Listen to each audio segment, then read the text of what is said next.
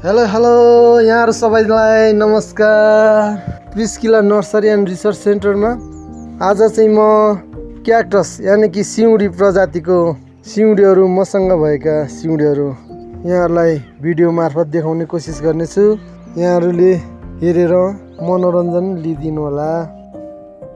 यो चाहिँ मैले पहिलो नम्बरमा राखेको छु।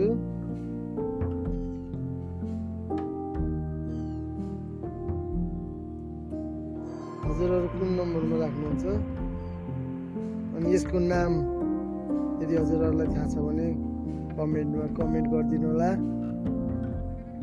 यो चाहिँ मेरो तेस्रो भिडियो हो। दोस्रो नम्बरमा चाहिँ यसलाई राखेको छु मैले। यसको नाम यहाँहरुलाई थाहा छ भने कमेन्टमा लेख्न सक्नुहुन्छ।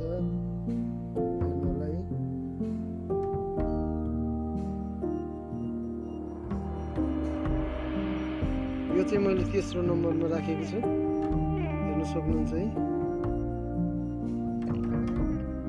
यसको यो हाँगाबाट नै सार्न सकिन्छ। यो चाहिँ हाम्रो मोबाइल पनि यो सामान्य खालको मोबाइलबाट भएर फोटो नराम्रो आउन सक्छ। यो चाहिँ मैले चौथो नम्बरमा राखेको छु। यो चाहिँ विशेष फुलकै लागि हो।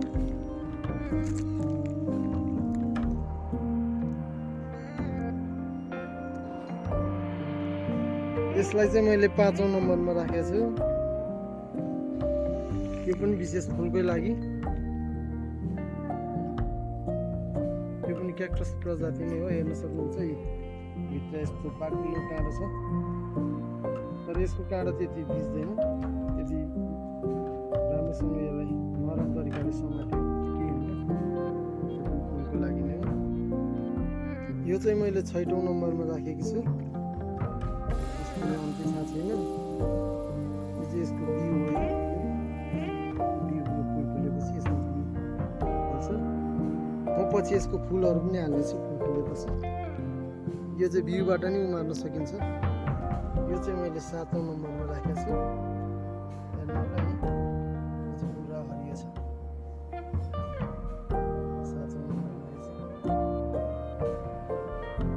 यो चाहिँ 8औं नम्बरमा सक्नुहुन्छ। यसपछि यही साइडबाट छुटाएर यसलाई चाहिँ बिरुवा बनाउन सकिन्छ।